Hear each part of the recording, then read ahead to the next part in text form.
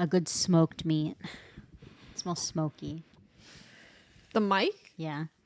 It smells like balls. Oh.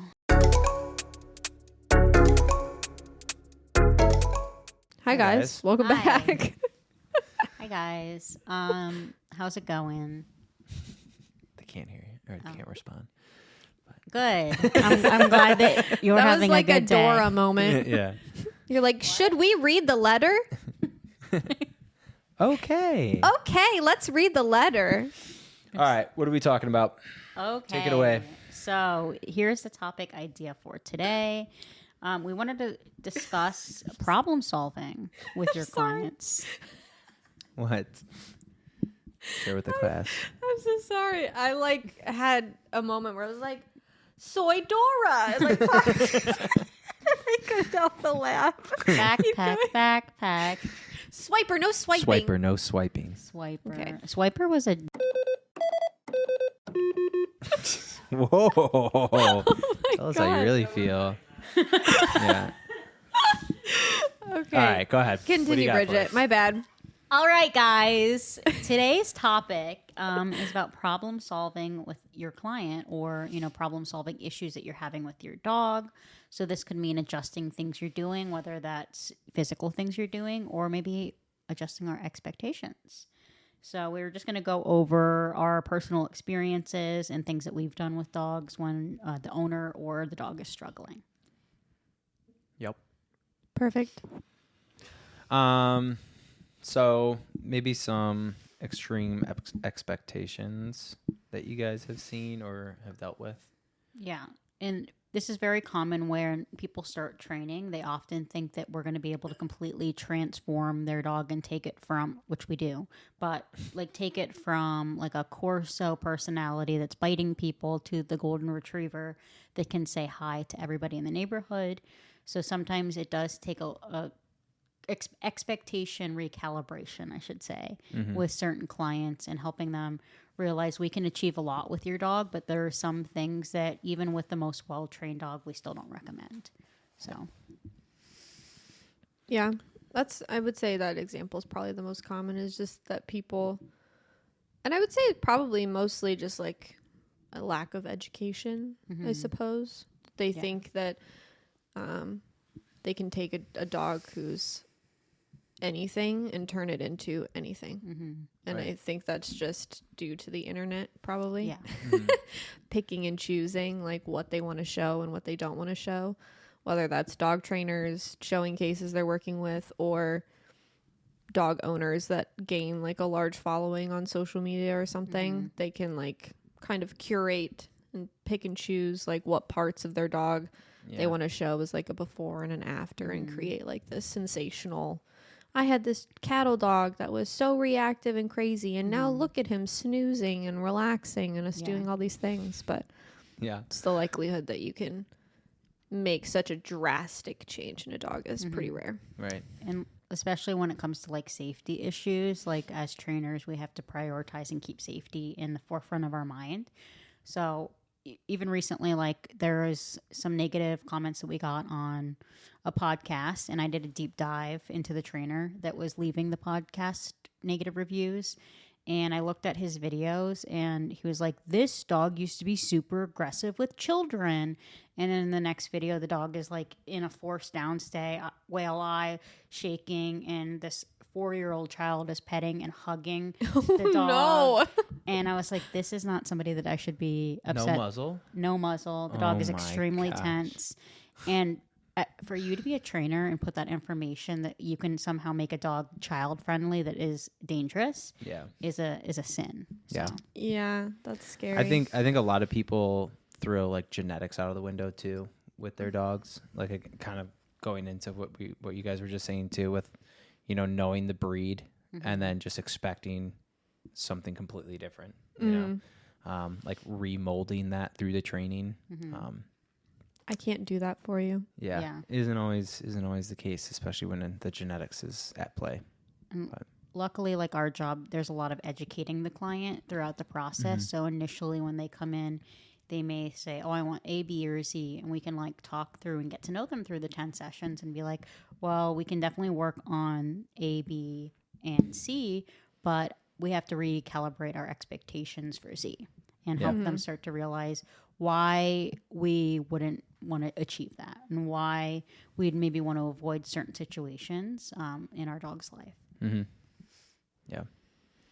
And it can be hard for people that have kind of like set a lifestyle for themselves with that dog prior to training. 'Cause a lot of things I feel they don't know are the issues. You know, they don't know that they're kind of feeding into those behaviors. The biggest one I feel like is when a dog is being reactive or something like that, and then they call them over to give them like affection or something, you know? And I think that's just like a big mistake that they make in terms of kind of like trying to work through those issues, but in reality, they're kind of like fueling that same behavior, you know? Yeah. Yeah, they're like interrupting it. Yeah. And in Yeah. turn, kind of reinforcing it with the attention that they're giving the dog instead of being able to address it like head on. I think like as dog trainers, we're problem solvers and we have to like listen to the context of what the client's telling us. If we've done sessions with them and then they go to do their homework at home and something goes wrong, or board and train does beautifully at the facility and then they go home and they have struggles, which naturally does happen. Like you're not supposed to go home and have the easiest time ever. It's like there's follow-up support to deal with all of these issues and work through them. Right. Because the expectation of perfection after the 10 sessions or the 4 weeks is not, it's not something you're going to have, you know? Yeah. And continuing to grow and like educate your clients through nuance things that come up or like specific situations that can be really hard for trainers to navigate, and helping like owners see like how would you handle this. Like and a recent example is I had a Bernese puppy. Is that what breed he is? I'm blanking. Okay. Yeah. That was just did our training program. He started at 4 months. Loved the guy. Just a happy-go-lucky boy. And he graduated our 10-session program. He ended in a really good spot. And I recently got like, and she'll say this too, a panic email from her. And she was like, everything's terrible. He knocked me off my feet at the park, reacting to another dog in a friendly way. And she was like, he needs to do another board and train. And I was like, I just gave her a call. I said, let's meet at the park and see what's going on. And you could very clearly see it was an issue with her timing completely, where she would tell me that she would tell him no, but only correct him if he looked at the other dog, and not like she wasn't correcting, or she was kind of being too nitpicky and not correcting when she said she was correcting. And the dog was just a frantic mess. And he was really pulling her all over the park. Yeah. So we kind of reevaluated her timing and made adjustments as needed. But like that kind of problem solving is like essential to be able to do with your clients. Yeah. Because we can't expect them to have the same level of proficiency that we do right off the bat as they're learning and growing. But we should be able to work with our clients to get them to not have issues long term. Yeah. So that session ended like really well. And she was like, oh my God, it's me. And I was like, yeah. Like, And I think you had mentioned too that she had even admitted that she lets him greet yes. a lot of dogs and like people on leash too. Yes. So that's like an unclear expectation for him as well of like if he's assuming he's going to get to meet people or dogs, especially for a personality like him where he's so exuberant and social and friendly, that then when you take him to a park, he's just like, oh, here we go. Let's go meet that one. And then just doesn't even care you exist And that's another anymore. one of those examples where it's just kind of like, we don't know it's feeding into that program. We're just not helping the issue, you know, because they're not getting reactive maybe in that moment where she lets them go say hi. Like maybe she sees it more as a reward that she's doing it. Well, like, okay, well, you didn't lunge at this person, so now I guess you can go say hi, you know, but it's still giving them the same the thing, expectation you know? is still there. Yeah. Sometimes there are people around and they will never pay attention to you or touch you or look at you or talk to you. And that's okay. And you have to deal with that. Yep. It's like when we're training puppies in their really early life, we tell people like, don't let everybody and their mother come up and say hi. And that can be really difficult for them to wrap their head around. They're like, why? I want to make the dog friendly. And then if you do too much of that, And it's like the saying that Jeff Gellman says, it's like, it's cute until it's not cute. It's like cute when they're a tiny little fuzzy puppy, but when they're 120 pounds and dragging you down the street, you're like, Yep. I don't like this anymore. Yeah. Letting your dog like interact with everything all the time is going to go one of two ways. It's going to create a dog who's it will always be reactive, but it will be reactive for two different reasons. Either they're going to be like the puppy you're talking about and be overly excited and social and friendly and wanting to go, you know, chase down everybody they can, or you're going to create a fearful dog who is now yelling at everything because they expect to be bombarded with attention, and they're preemptively yelling at everything to keep them away from them. And so it never goes a good route. No. It's one or the other. Right. Yeah. I also think it's interesting that somehow like dogs that are friendly reactive or like reacting, and it's clearly like excitement, like they're jumping up and down and their tails are wagging and they're somehow get to like skate under the radar as reactive. Oh yeah. Like nobody That's is another- willing that's to another good admit Yep. that their dog is reactive. I think they only view, or like people tend to only like label reactive dogs as like when you can tell it's like fear based or like some Aggression, aggressive like yeah. undertone to it. But if the dog is like friendly, they're like, my dog just wants to say hi. He Yep. wants to play. It's like, ma'am, your dog is reactive. Yes. Yeah. It's not doing well right Right. now. I think it's a good thing for like trainers to recognize is like if your client says they're struggling with something, let them show you how they're handling it. So Yes. I wanted to assess what she was doing rather than coming up with assumptions that she was doing everything wrong. And from the moment I just observed her coming out of the car, this dog was like, she was the kite and like he was the wind. Yeah. She was holding on for dear life, and right off the bat coming out of the car, there's people right near the car, ran over to them, and she's like hanging on for dear life. Yeah. So the way that we fixed it in this particular session is we did carway or threshold boundaries in the car, so she could make sure everything was clear. And then as we were walking, I don't know if you guys do this, but I started with a lot of distance between other dogs and this dog just to start to see what his reactions were. So if he did react, we had plenty of time to stop that reaction rather than cutting it really close. Yeah. And some people are like, but shouldn't we be right next to the dog for success? Yeah. And that's another thing is so, like, pushing even- those limits too. Yes. That's another Yeah, big like thing. even with my own personal dogs, like I don't see any benefit if I can not do it in walking right next to some random dog. Yeah.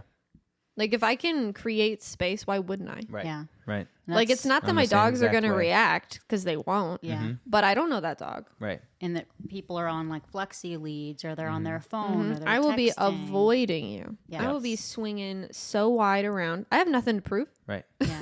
Because again, there's no Exactly. there's no Everything to need. There's no need for that And it's interaction. just an unknown variable. You don't know if that dog, what level of control the other person has over their dog, if they could lunge at the last second. Exactly. You gotta watch too, because a lot of dogs are sneaky and they wait till you pass. Pass, Yeah. and then they'll go at your butt. Yeah, Yep. and then they'll react from behind. Yep. So like I'm always, if I am in a situation where I am somewhat more close quarters, I'm always like watching them as I'm walking by Yep. because you don't really know what they're gonna do when you pass Yeah. either. And like if your dog personally is struggling with reactivity, it's like you have to come up with a routine that's the same every time. And something I observed from this lesson is she was doing things different with every dog. Sometimes she'd make him sit, sometimes she would walk right by, and other times she would put him into a down. So we just had to establish like every single time he sees a dog, for the time being, we have to have the same routine. Yeah. Which we chose to pull over, put him into a down, feet away, like 10, 20 feet away, and help him just like watch the dog pass until the level of excitement went down. And that worked really well. And we just held him accountable for breaking the sit. And I know there's a million different ways to like, handle situations like that, but Well, I think too a key point of that is that because you could argue that like we could take that dog and we could make him do something different every Yes. time and it would be fine. Yeah. The key success point in that is that it's more to do with the owner than the dog. Because like if the dog has a proficient handler, you're able to control the dog in a number of different like ways and settings. Yes. But if you have a client who is struggling with having clarity in their expectations and following like a plan and knowing exactly what to do, and they're a little bit more frantic at times, or they can easily get overwhelmed by things, simplifying it for the sake of the client, I Yes. think is what makes it then successful for the dog. Yep. Is because then they're like, okay, so if I see a dog, he goes in a down, I move away from it, he goes into a down, he holds his down, and that's all I have to worry about. Yep. Whereas if we're just kind of like, oh, well, here's 5 different things you can do. Yeah. You can Right. keep walking and do these things. You could tell him to sit. You could tell him to down. You could use food. You know, like there's a million different ways you can do it, yes. But like a lot of times giving the client like one way to do it, Yep. it makes it easier for Yeah. them. It's very much about the client for the routine rather than the dog. Like I could take that same dog out and go to Edgewater, and I know that he would be well behaved for me. Yeah. Because I just have a little bit more of a different relationship with him than she does, and that's not negative. But he views me as more of like the rule setter, and her as like that's mom.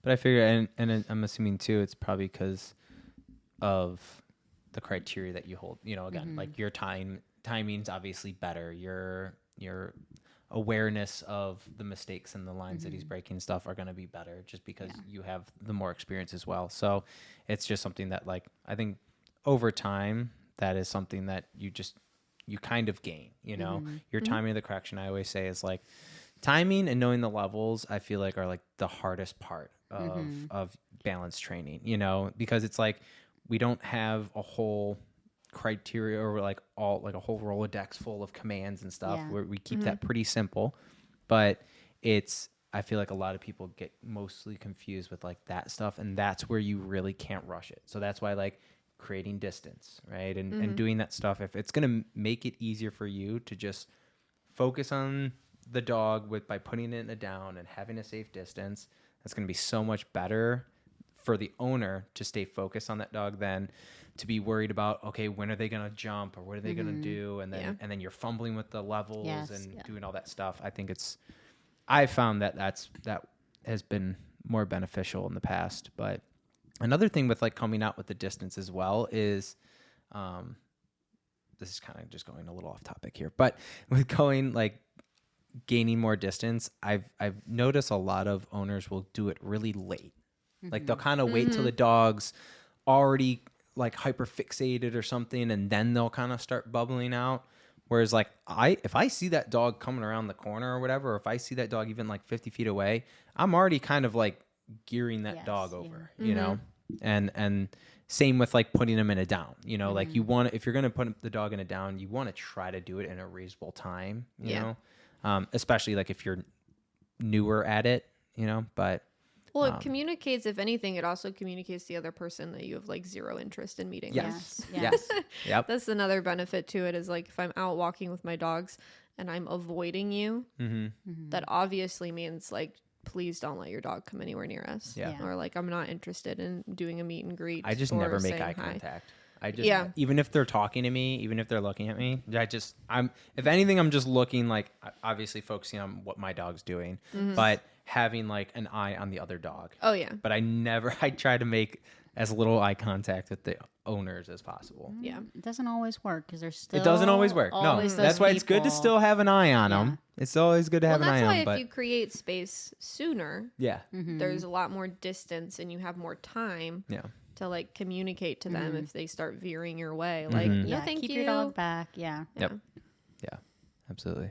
And reactivity itself is so emotional for owners and the dog like together, and it's like we always said, it's like it can be embarrassing and it can be scary, and there can be like a trauma response associated with the owner with like how they feel about it. So it can be really stressful. And when we're coaching through dogs that have been terribly reactive, you can tell that when the dog's passing, the owner can be a little bit tense. Yep. And they're like waiting.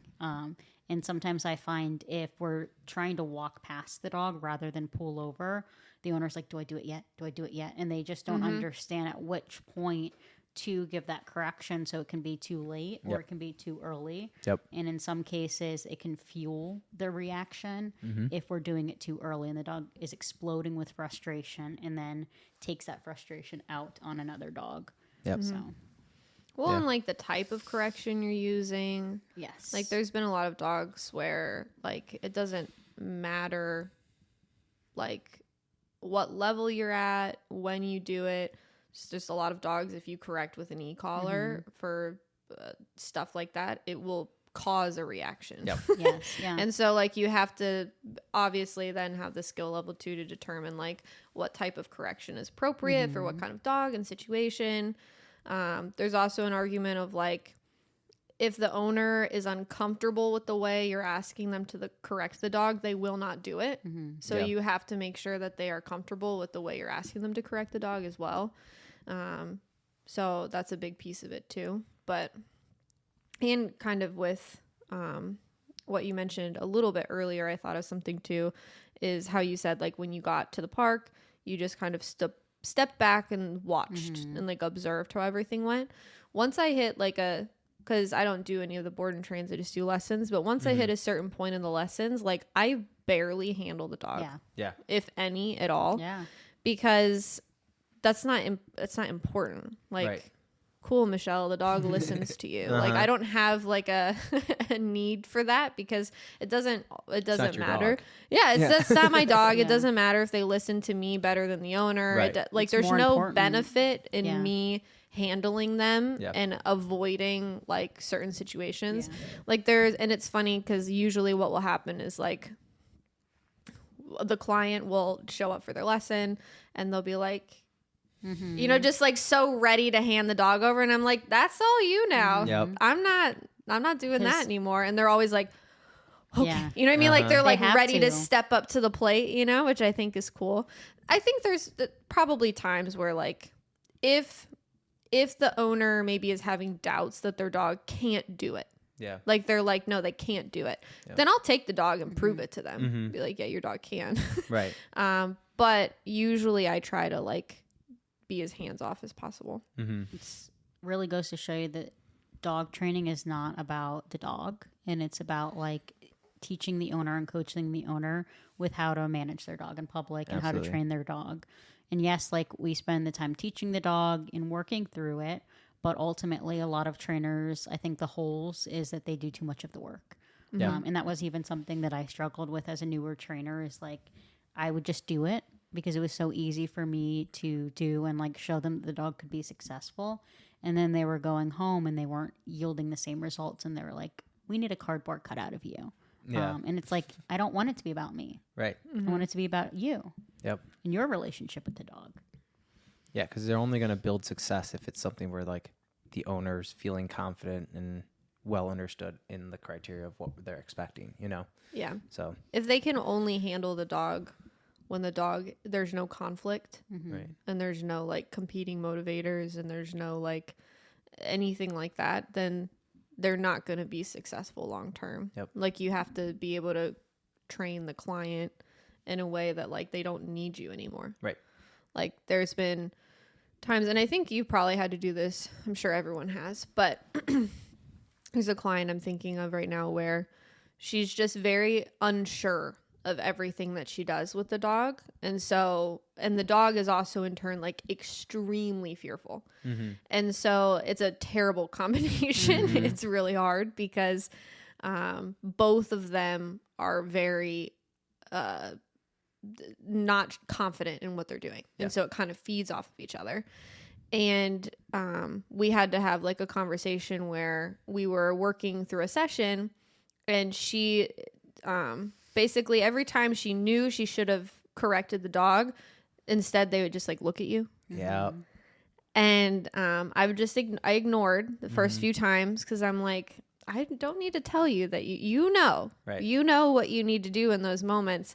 And then after like a few times of that happening, I was like, I don't want to have to tell you anymore that you correct your dog, because what happens if I'm not here? Am I to assume that because I'm not here to tell you or confirm to you that you should have done it, that it's just not happening? Yeah, you're just not doing it. Yeah. So which I is wanna most see likely what is her- happening. Yes, yes. And so I want to see her like develop the confidence in what she's doing and feeling sure of herself and like, oh yes, okay, so I understand exactly what I need to correct for. And again, they know because they look at you at Right. the time the perfect time that they should have given the Yeah. correction. Instead, they look at you, and I'm like, so you have the knowledge, you have the timing down. Yep. You just have to like be confident in executing it. Yep. And there's those like undercorrectors that we work with, where we really have to coach them through the appropriate timing of a correction. But have you ever worked with an overcorrector? Rarely, but yeah, Yeah. Yeah. rarely. I just worked with an overcorrector, and I was like, "What? This dog has no idea. Like you're doing too many things at once." Yeah. And the dog ends up being frantic, and we're like, "Let's pick one thing in this moment, and then in a couple minutes, we'll do another thing." Yeah. Sometimes there's people that like fluctuate back and forth Yeah. where because they undercorrect, then they have to compensate in frantic moments by overcorrecting. Yeah. Because then the dog is so entirely out of control because they let it spiral. Then it's like once it hits a point where it's no longer Red tolerable zone. for Yeah. them, then they're like, now I have to correct everything all the time. Yep. And it just is even And the more dog is confusing. like, "What do you want from me? Like, what the heck? What am Yeah. I doing? What is pinpointing that what you're correcting for?" It can be a very quick spiral in that situation because obviously the owner's getting frantic and then the dog's getting confused. So then they're Yep. getting frantic and yeah. And overcorrection, just to clarify, not meaning level wise, is meaning the amount of corrections on what you're correcting for specifically. So if, let's say, like the dog I just worked with, they were correcting for breaking the bed stay, and then they were correcting for jumping, and then they were correcting because he was on the couch. And like, yes, all of those behaviors should be corrected for, and we should be able to work through all of those. But in the span of like 30 seconds, there were like so many corrections Yep. that I was confused. I was like, what is allowed here, and what's, what are you correcting Right. for? Well, it Yeah. just creates panic in the dog. Yeah. Yeah. Because they're like, okay, well, I'm going to run over here. And then I'm The going to run floor over is here. And then I'm going to lava. run over. Mhm. Yeah. Yeah. Or, And then the owner's correcting for those things as the dog's trying to process what they're getting corrected for or what they're supposed to do. yeah. Their owners are getting too quick on like not allowing them the time. Yeah, And that like could be some another space point to make too. Is yeah. like the corrections are happening too fast. Yep. Not only are you doing too many, but you're doing it like way too fast. Yes. I've seen that happen where I'm like, pause, right. give the dog a second to think Give about. yourself a second. Yes, slow down. I'm not concerned about speed right Mm-hmm. now. Right. Especially with stuff like in the house that I like with the bed stays and stuff Yeah. like that or barking, jumping stuff. I feel like that's something I try to make clear. I'm like, the dog's not going anywhere. Mm-hmm. Like if the doors are closed and we're working on the bed stuff, like take a second, Yeah. let them process, take a minute to like process yourself and then try to come back And it's together. You know? often like an escalation in their emotional state and their frustration levels too. Yeah. And when they're overcorrecting, they're also shouting at the dog, and then the dog is like, "What is happening?" Yeah. And then that can't be It's not productive. conductive. Yeah. Yeah. And that's very real situation. I mean, like I've gotten frustrated with dogs before like that too, you know, that are just like, I know you can do this and you're not doing it. You know what I mean? Yeah. Like little like, but it's just a matter of kind of just being like taking that step back and just being like, okay, is there anything that I'm doing that is causing this dog to be more confused or not understand what it's supposed to do, because I know the dog can do it, you Yeah. know? So that's something that where it's just like, again, taking that extra little second to kind of just like take a deep breath and focus on what, not only what the dog is doing, but what you need to do differently as well. Yeah. You know? Well, those are usually the people that need to work on patience. Yes. Yes. Yep. In like probably an overall context of their life. Yes. Yeah. Yep. Caesar Milan said something, and I've always loved it ever since I heard it, like when I started training dogs. But he said that you don't get the dog that you want, you get the dog that you need. Mm-hmm. And so like that really, because he's very much, he looks at things, of course, as like the dog teaches you, you Yeah. know, and you basically just learn how to work with them and live in harmony with them. And that was super encouraging to me when I had Lumos, and I felt like I was like, we don't vibe. Yeah. I don't get along with this dog. He doesn't like me. I don't like him. Yeah. And lo and behold, I had to learn a lot from him. And he also in turn learned a lot from me. Yep. And so I think that can be very like encouraging to share with people that like, I get that like the dog is super frustrating and it's really challenging for you right now, but try to look at it from the lens of like, what can you take away from the situation that's going to help you like in your overall life, because I think the most common thing clients say to me is you have a lot of patience. I hear that You're so nonstop calm. all the time. You're so calm. You have so much patience. I could never do what you do, all those types of things. And like, trust me, I was not a naturally patient person. Yeah. I was not.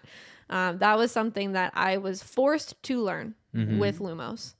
And that thankfully I did, because it's such a good quality to like work on and have. But I think that's where a lot of clients struggle the most, I would say. Yeah. Or wanting things immediately, like results instantaneously. And like, yes, we could say that with like jumping and things, like we should be able to move past those relatively quickly, and we shouldn't say like, oh, it's 3 months and he's still jumping. But there are issues that are going to take a little bit more time and patience to deal with, particularly with cases of extreme reactivity or aggression, human or dog. Sometimes it is a little bit of a slower process, and we have to remain patient and keep doing what we're doing and talking to our trainer. And if we need to go back to the drawing board to like adjust some things, talk to your trainer before you do that. Yeah, don't go rogue. Yeah. Don't changing Don't things. go rogue on your own, okay? Yeah, and this I had a client once who came back to a lesson. God bless him. Who came back to a lesson and they had like completely reconfigured their remote to like mean a million different things. It was like they had tone on there, they had vibrate on there, and they're just like, they went rogue. Yeah. They were doing tone for things, vibrate through things, and I was like, when did we discuss doing that? They're like, well, I mean, and I said, I don't think we did. Yeah. I don't think we discussed that. Yeah. And the dog, meanwhile, is like, yeah. what do I do? Help me. What does the beep mean? I don't know. Uh-huh. And like situations like that, like where we're just being confusing for no reason, and then the dog is like, Well, to like, the we hell? overcomplicate things. yes, Right. Like, I was working with Bruce and Caitlin, one of my clients right now, who's just like, she's killing it. He's killing it. Everything's going so good. She's so happy. And he was like I think I mentioned them before, but he was like abandoned, like, see the black dog, yeah, the tall. big, tall, like Mastiff guy. yeah, And she adopted him from like, he was like abandoned in a house next door to like someone that she works with at the salon.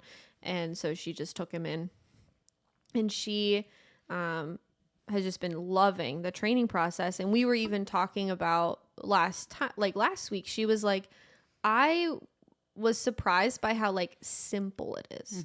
She's like, it's not easy in the fact that it's like, oh, this is like takes 0 effort and like it's so easy and whatever. She's like, but it's simple. Like it's not complicated. Right. The way that like the internet makes dog training feel, where it's like, oh, you got to do all these million different things and you got to do these million different steps. You got to do all this cooperative care. You got to do all, you know what I mean? Like these insane like hoops and jumps that you have to go through, when in reality, it's quite simple. Yep. Quite simple in training a dog. yeah. Like what you just said just reminded me. Like we have a board and train in now, and she was like, never been able to get his nails done. The vet quite literally was like, don't do his nails. Like we'll do them when he's like sedated, because you doing his nails will cause him such level of stress that it will give him a negative perception of his nails being done for the rest of his life. And I was like, how can he have a negative experience if he's having no experience with his nails? Yeah. Right. And just because a dog is shying away and you're touching their paws and they're slightly uncomfortable and you're like, oh, okay, he doesn't agree with this, for us to back off, then the dog's like, sweet, Of course you're This is giving him that- cooperative. yeah. Yeah. You're giving him This that is choice. cooperative. In my that- benefit. Exactly. My cooperative care is that the dog will cooperate Yes. and I will care for them. And they will That is- realize that that I'm is my not ripping their cooperative nails care. off and chopping their toes off. Yeah. They're gonna be okay. People are it's always funny when I have dogs that can't do their nails, have to be sedated, and then people ask like what the process is going to be to do that. And I Doing literally it. say I just do it. Yeah. Let me show you. And they're like, what do you mean? I'm like, you just grab a foot and you do it. Yep. And not to say that, we don't do some counter conditioning, but if we're talking like how I would condition a puppy to a Dremel is very different Yes. than how I'm going to condition a dog who is so severely aggressive about getting their nails done that they have to be fully knocked out. At that point, like I'm grabbing a foot and I'm hanging on Yeah. and we're gonna figure it out. And does that Yeah. mean after 15 minutes they're gonna be perfect? Sometimes. Yeah, sometimes it's quite a dogs are just turnaround. like, oh shit, okay, this lady's They're like, not letting "Wait, go of my foot. You're not stopping when I'm having a full meltdown tantrum. Right. Mm-hmm. And then other times it's like, okay, it's a process. You know? Yeah. You could still get it done, still make it work, but And then It is gonna be a eventually, process. once you like work through the like explosive, I'm trying Yeah. to kill you moments Mm-hmm. from grabbing their feet, then you can do counter conditioning if you want. Mm-hmm. But like, it doesn't have to be this super complicated, long drawn out thing. The Right. dog already hates getting their nails done. Mm-hmm. How much worse can you make it? right. Like- Exactly. Something I've seen a lot on the internet is those scratch boards. Oh my gosh, I've With been seeing those too. sandpaper And you on put like the them. treats in the yeah, box. and they're like, Fluffy had a terrible time with his nails, but he loves his scratch What are you going to do board." about dew claws? Yeah. Right. What are you going to do about back feet? Yeah. And Yeah. you really think like how that's like literally the same as if you just took them on a walk on like concrete. Yep. Yeah. It's not going to do It's not anything doing more what you effective. think it's doing. Right. So, No, especially with a larger dog that has like thick, solid Mm-hmm. nails. Like maybe for like this thing Or that an might work. unmotivated, But motivated dog. Mm-hmm. oh Like yeah, if the dog is motivated by food, why would they? yeah, that's not happening. You know. So there's just some things in training that like you have to just push through, and then like you could call it suppression for reactivity, and you can call it like flooding for nail trimming or flooding information or grabbing their paw, and you can say that's cruel and mean, but really I haven't had a dog that's been struggling with years and years and years of nail trimming or reactivity beyond a couple of months or weeks as we're teaching the dog everything. Mm-hmm. Yeah. So like these, some trainers out there are like, it's going to take 4 years for Yeah. this dog That's to work wild. on this. Yeah. That If is it takes 4 absolutely years, wild. It's not gonna ever happen, and you're No. definitely doing it wrong. Yes, absolutely. Yeah, that's crazy to me. Yeah. Yeah, it's a little bit crazy. But is there anything else? Any last examples or things? I think it's just good to be mindful of when you're having an issue with your dog, like coming at it from a couple different lenses, and like if you're working with a trainer, talking to them rather than trying to do something completely different on your own, and seeing like what is working. And if you do have to do a little problem solving, there's nothing wrong with that, but you mostly want to see like you don't want to change things after one time of it not working Yeah. completely. Like I just started with a puppy today. It's like 9 weeks old. And what I tell all of my puppy people, especially, but even other clients that have maybe more complicated behavioral issues with their dogs, is I'm always like, no more Googling. Yep. Just email me. Yep. And I was like, it's not because I'm like this all-knowing dog trainer. It's because We have to stick to one path. I've Yes. worked with your dog specifically. yes. And if something that we worked on today goes awry or isn't going as well as you hoped, just email me and let me know, and we can tweak things and work on it as we need to. But there's a lot of really terrible information on the internet that's not going to help you. And even if it's good information, it might just not coincide with like the path I have your dog on. Yeah. You know? Yep. So Trust Yeah. the process too. Like if you are with a trainer and you feel like you have a good connection with them, like reach out to them, but trust that things may take a little bit of a detour or different path, or it might take time, and it's not going to be instantaneous, and that's okay. and this might be a bad example, but like I really think asking the trainer to, they're having that outside perspective, you're gonna miss stuff. It's like writing a paper and then having someone go and like proofread it. You're gonna miss little mistakes that you're making, but you're not even aware of it, you know. But so having that help, that professional help to kind of like go over it and be like, okay, well, this can change, that can change, that can change, and then we're all set, you know, is going to help set up the owner, which is going to in turn help the dog. You know? Especially with like couples that are arguing about the way things are done, having a third party to be like, guys, you're both wrong. Yeah. Yep. Actually, if I could just interject, Yes. both of you are wrong. Yeah. Yes. Yep. So ask your trainers. Yeah, it Yes. should be a collaborative effort. And if you are a trainer and you're trying to problem solve, ask another trainer. Ask another trainer. Yeah. You know, Yep. We're all in this together. collaborate. All right. I hope this helps. All right. Hope this helps. All right, hope this helps. Bye. Bye, guys.